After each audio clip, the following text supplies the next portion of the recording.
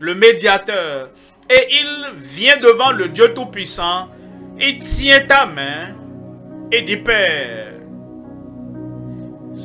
cet homme est un pécheur. Cette femme est une pécheresse. Père, cet homme, cette femme, un criminel. Père, cet homme, cette femme, ils sont violents. Père, celui-là, c'est un reprouvé. Il perd ses sens. Mais, Père, je veux qu'il soit au ciel, comme le brigand sur la croix. Seigneur, souviens-toi de moi quand tu viendras dans ton règne. Et il est le seul médiateur. Déjà, l'homme était sur la croix. Le brigand était sur le point de mourir. Le seul qui peut prendre ce brigand de la croix et le conduire au ciel, il n'y a personne d'autre. C'est Jésus-Christ seul. Parce qu'il est le médiateur. Alors, comme il va au ciel, le Père dit, qui est celui-là qui te suit? C'est qui cette personne derrière toi? Après ta mort sur la croix, qui est le premier à venir ici, à côté de mon trône?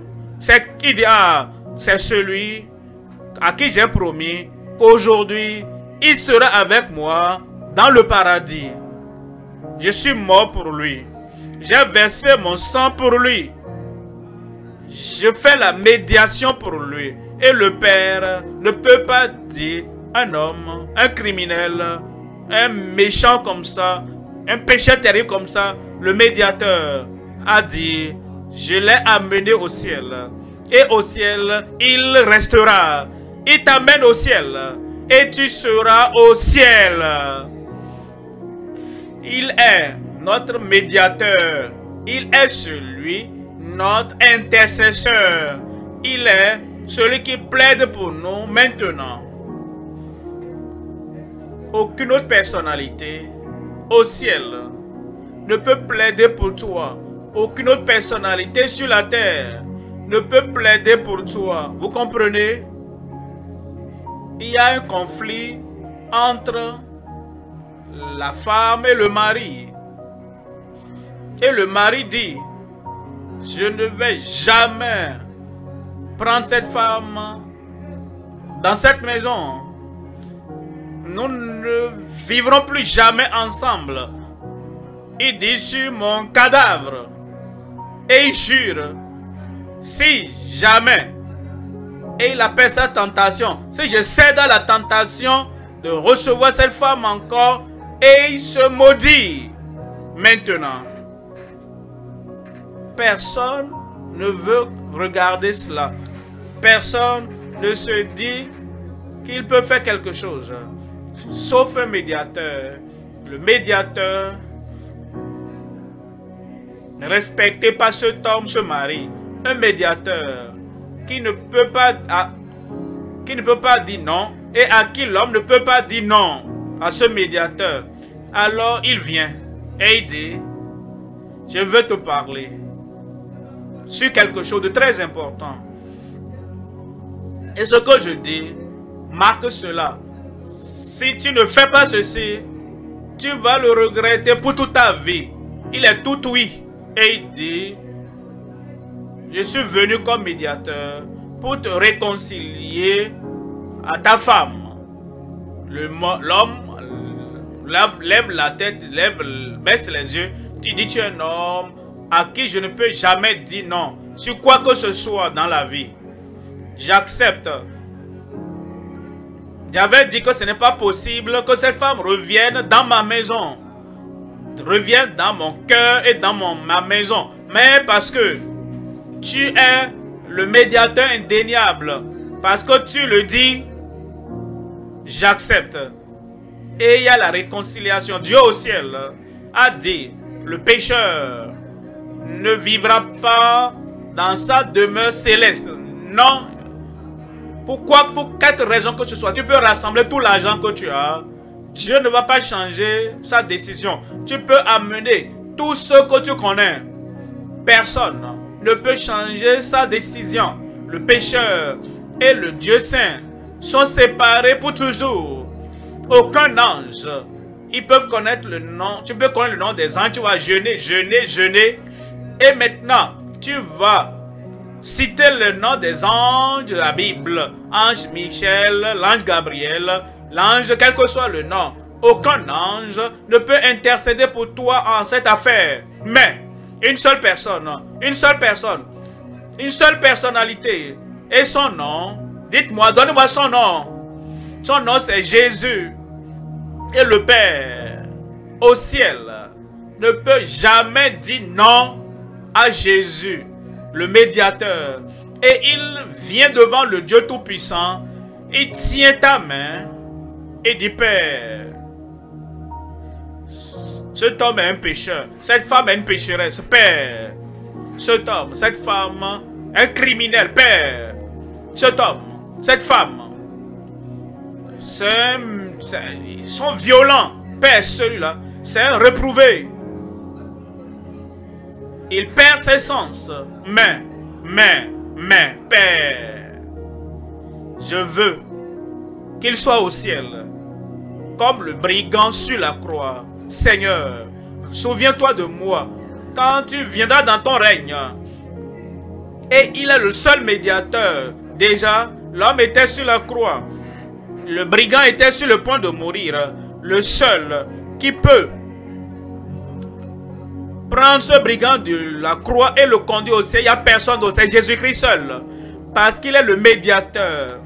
Alors, comme il va au ciel, le Père dit, qui est celui-là qui te suit? C'est qui cette personne derrière toi? Après ta mort sur la croix, qui est le premier à venir ici, à côté de mon trône?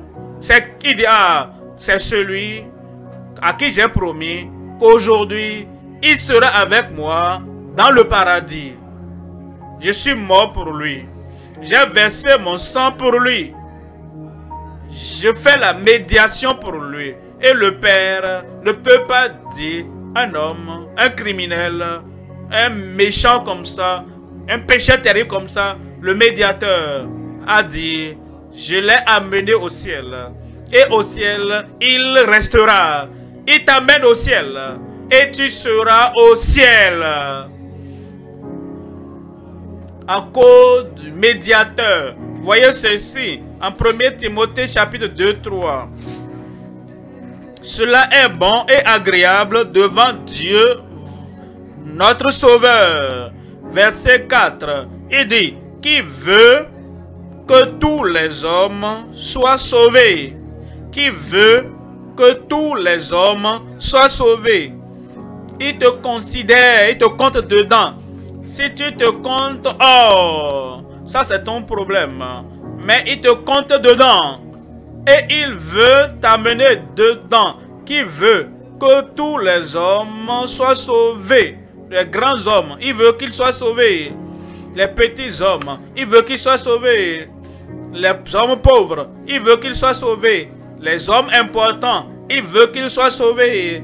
Les garçons, il veut qu'ils soient sauvés. Les femmes, il veut qu'elles soient sauvées. Tout le monde qui veut que tous les hommes soient sauvés. Et il veut que tout le monde, à Ogbomocho ici, soit sauvé.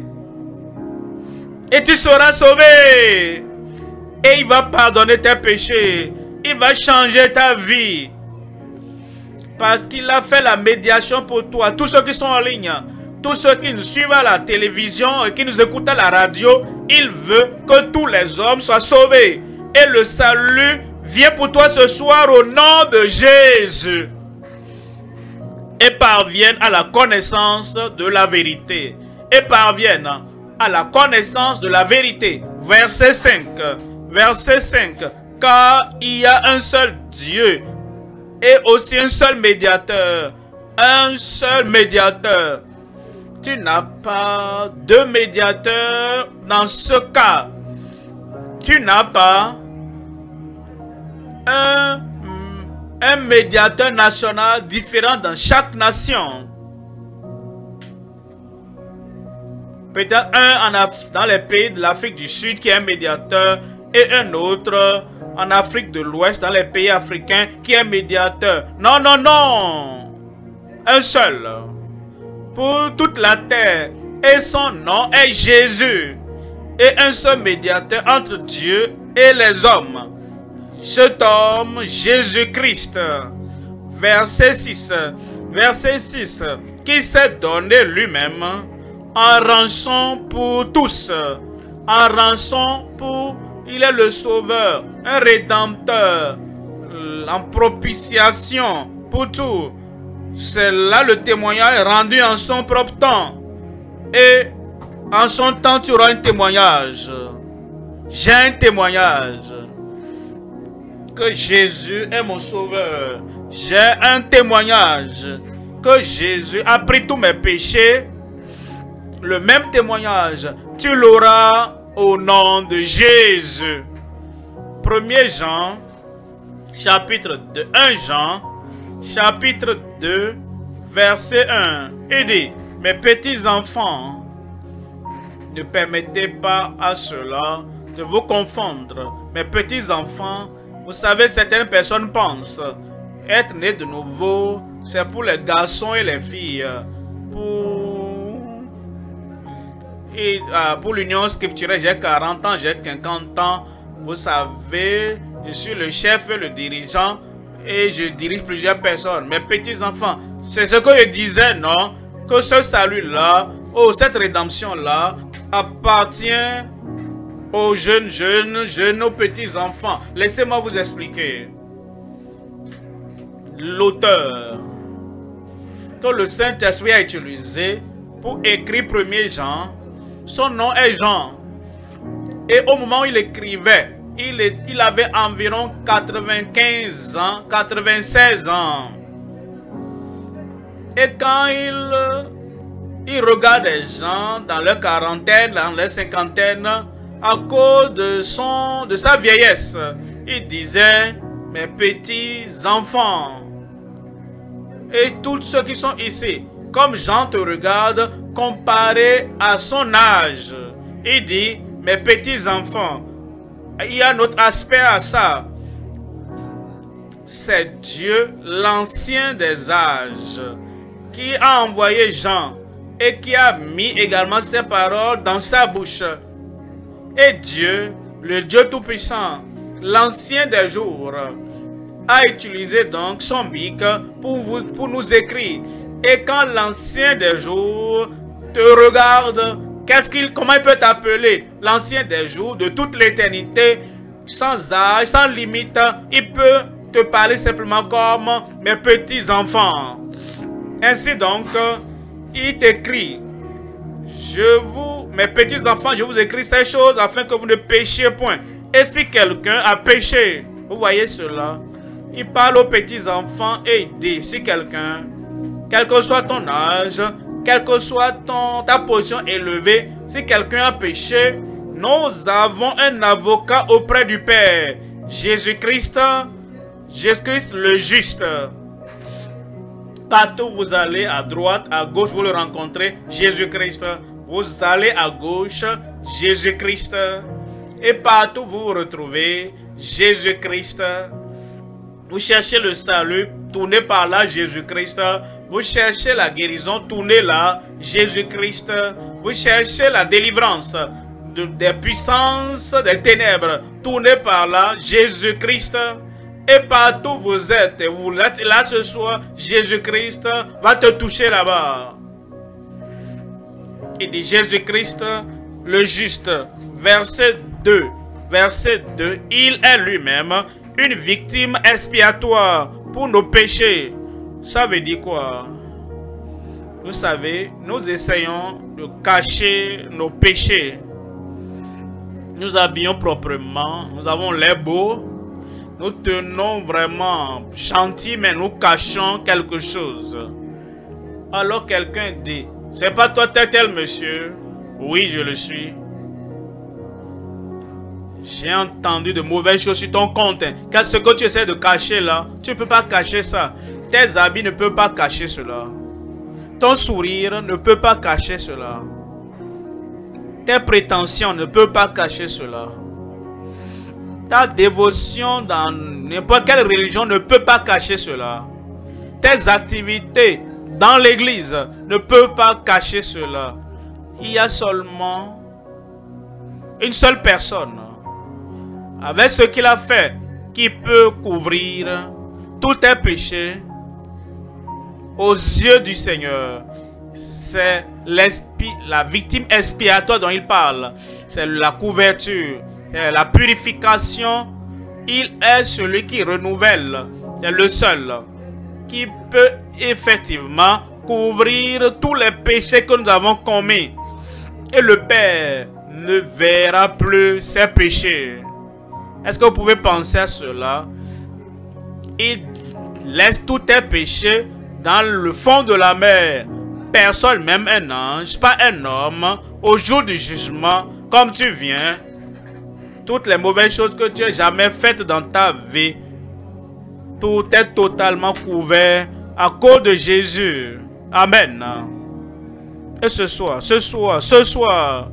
comme tu te donnes et tu abandonnes tous tes péchés et tu te donnes totalement au Seigneur, il est la victime expiatoire pour nos péchés et pas pour nous seuls, mais aussi pour ceux du monde entier. Donc tout le monde peut venir, tout le monde, dans le monde entier. Il est la victime expiatoire, le médiateur. Et il le fait maintenant par son nom. Et comme tu invoques le nom de Jésus, il va te pardonner ce soir. Il va ôter tous tes péchés. Le souvenir de tes péchés, il va tout ôter au nom de Jésus. Verset 12. Verset 12. Je vous écris, petits enfants, parce que vos péchés vous sont pardonnés à cause de son nom. Ce n'est pas à cause de l'argent, ce n'est pas à cause des contributions, ce n'est pas à cause des bonnes œuvres, ce n'est pas parce que vous êtes né comme chrétien. Personne d'ailleurs ne naît jamais chrétien. Est-ce que vous avez entendu quelqu'un qui naît ingénieur? Non, non. Quelqu'un qui naît docteur? Non, non. Ou bien quelqu'un qui naît pilote? Non. Nous devenons cela après la naissance. Et quand vous venez, vous n'êtes pas né chrétien, mais c'est Christ. L'expiation de Christ, la miséricorde de Christ qui vous accorde ce salut ce soir. Gloire à Dieu. J'ai dit gloire à Dieu. Un des malfaiteurs crucifiés l'injuriait, disant: n'es-tu pas le Christ? Sauve-toi toi-même, et sauve-nous. Mais l'autre le reprenait, et disait: ne crains-tu pas Dieu, toi qui subis la même condamnation? Pour nous, c'est justice, car nous recevons ce qu'ont mérité nos crimes, mais celui-ci n'a rien fait de mal. Et il dit à Jésus: souviens-toi de moi, quand tu viendras dans ton règne. Jésus lui répondit: je te le dis en vérité, aujourd'hui tu seras avec moi dans le paradis. Cette conversation entre Jésus et le brigand sur la croix illustre la grâce de Dieu et sa capacité à pardonner, même jusqu'au dernier moment de la vie d'une personne. Le brigand a reconnu ses péchés, a montré sa foi en Jésus et a demandé à être avec lui. En réponse, Jésus lui a assuré qu'ils seraient ensemble au paradis ce jour-là, démontrant ainsi la promesse de salut pour ceux qui croient en lui. Merci pasteur. Que Dieu vous bénisse.